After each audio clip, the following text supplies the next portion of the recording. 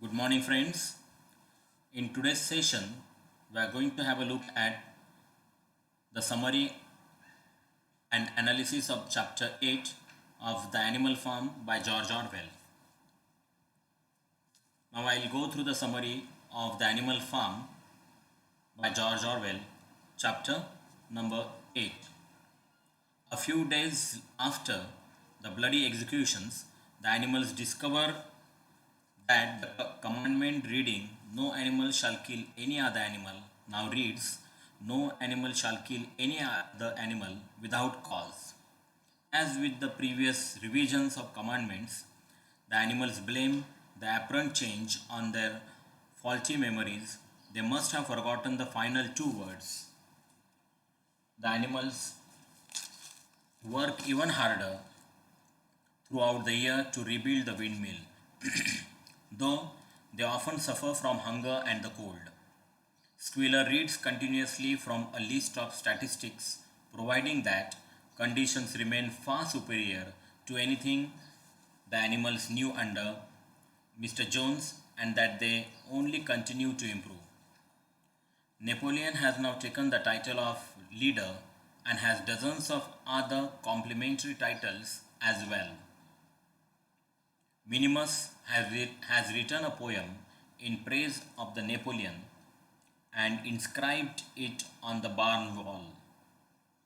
A pile of timber lies unused on the farm, left over from the days of Mr. Jones, and Napoleon engages in complicated negotiations for the sale of it to either Mr. Frederick or Mr. Pilkington. When negotiations favor Mr. Frederick, the pigs teach the animals to hate Mr. Pilkington. When Mr. Pilkington then appears ready to buy the timber, the pigs teach the animals to hate Mr. Frederick with equal ferocity. Whichever farm is currently out of favor is said to be the hiding place of Snowball. Following a slew of propaganda against Mr. Frederick, during which Napoleon adopts the maxim, "Death to Frederick," the animals are shocked to learn that Mr. Frederick eventually comes through as the buyer of the timber. The pigs talk endlessly about Napoleon's cleverness, for rather than accept a check for the timber, he insists on receiving cash. The £5 notes are now in his possession. Soon the animals complete the construction. Soon the animals complete the construction of the windmill, but before they can put it to use, Napoleon discovers to his great outrage that the money Mr. Frederick gave him for the timber is simply a stack of forgeries. He warns the animals to prepare for the worst, and indeed, Mr. Frederick soon attacks Animal Farm with a large group of armed men. The animals cower as Mr. Frederick's men plant dynamite at the base of the windmill and blow the whole structure up. Enraged, the animals attack the men, driving them away, but at heavy cost. Several of the animals are killed, and Boxer sustains a serious injury. The animals are disheartened, but a patriotic flag raising ceremony cheers them up and restores their faith somewhat. Not long afterward, the pigs discover a crate of whiskey in the farmhouse basement. That night, the animals hear singing and revelry from within, followed by the sound of a terrible quarrel. The next morning, the pigs look bleary eyed and sick, and the animals hear whisperings that Comrade Napoleon may be dying. By evening, however, he has recovered. The next night, some of the animals find Squealer near the barn, holding a paintbrush. He has fallen from a ladder, leaned up against the spot, where the seven commandments are painted on the barn. The animals fail to put two and two together. However, when they discover that the commandment that they recall as stating no animal shall drink alcohol actually reads no animal shall drink alcohol to excess. They once again blame their memories for being faulty. Now we'll come to the analysis of chapter 8. By this point, Napoleon and Squealer have no systematically perverted the truth that the animals cannot recognize their leaders' duplicity even when they witness it directly. Karl Marx had theorized the need for a dictatorship of the proletariat during the early years of his prescribed revolution, under which democratic freedoms would take second place to stamping out resistance in the bourgeoisie. In Soviet Russia, Stalin and his colleagues used Marxist theories as a justification for their increasingly violent and tyrannical actions. Moreover, they used this one Marxist principle to justify their neglect of the other principles. The Stalinist government, for example, quickly altered the noble ideals of equal work and equal compensation in order to favor the politically and militarily powerful. Even when the machinations of the government became clear to everyone in Russia. In the novella, we see such a moment when the animals catch Squealer literally rewriting the law on the side of the barn. No significant popular revolt among the working classes ever occurred. Similarly, the animals show no signs of rebellion. Minimus' poem provides compelling evidence for the animals' largely uncritical attitude toward the regime that oppresses it. Though the poem is outrageously inflated and tastelessly sentimental, the animals don't question it. Instead, they allow it to speak for them. With the poem, Orwell creates a passage of great irony and a wonderful satire of patriotic rhetoric.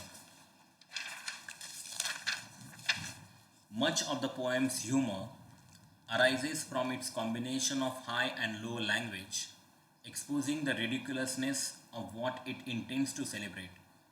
Thus, the poem praises Napoleon as fountain of happiness, but also lord of the swill bucket. While it glorifies life under Napoleon, it emphasizes its simple triviality.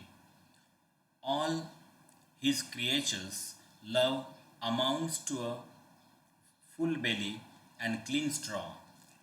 This stylistic use of contrast help this stylistic use of contrast helps render the poem's tone of utter devotion.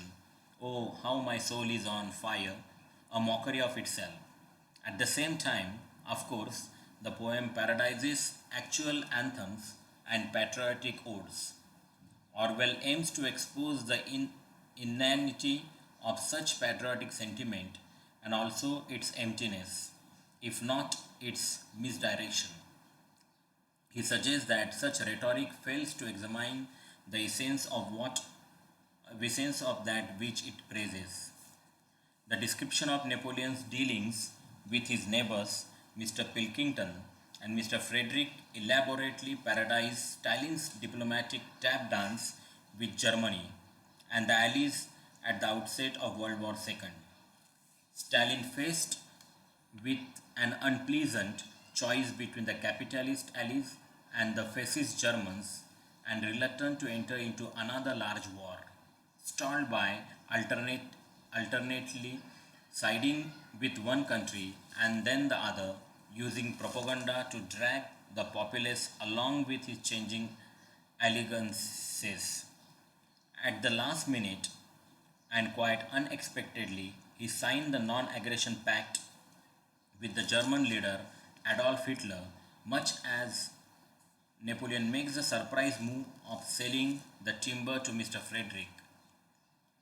Hitler almost immediately went back on his word, as is evoked by Mr. Frederick's forged banknotes, and invaded Russia's western frontier, eventually killing over 25 million Russians and demolishing much of the infrastructure that the Soviets had built since the Russian Revolution.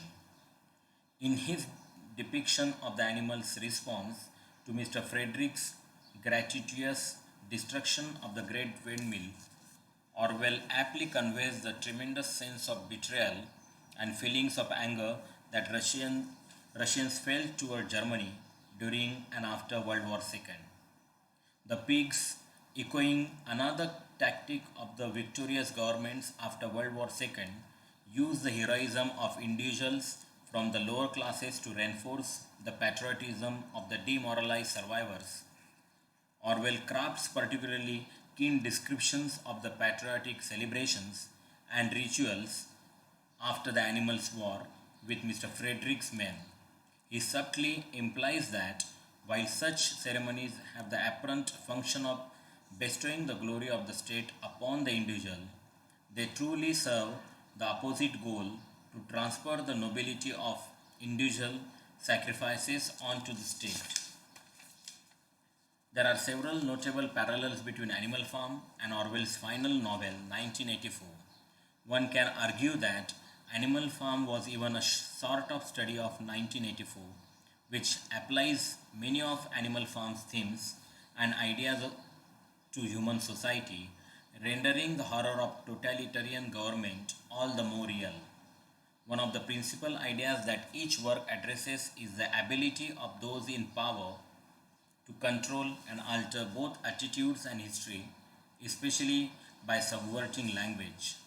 Just as Quiller offers a host of statistics to show that Animal Farm is in better shape than ever, despite the fact that the animals are hungry and cold, so too does the Ministry of Plenty in 1984 crank out misleading reports about how greatly production has increased. Indeed, the ministry reduces rations but convinces people that it is actually increasing them. Similarly, Animal Farm's ever alternating alliance with Mr. Frederick and Mr. Pilkington and the leaders claim that the farm has always remained committed to the same farmer reaches the apex of absurdity in 1984. In the middle of a speech during Hate Week, the masses mindlessly accept the speaker's assertion that their country, Oceania, which had indeed been at war with Eurasia, is actually not at war and never has been at war with Eurasia. He says the country is and always has been at war with Eastasia. The masses carrying explicit anti-Eurasia signs become embarrassed about their apparent mistake. This is the analysis of chapter 8. In the next lecture, we are going to have the look at summary of chapter 9. Thank you.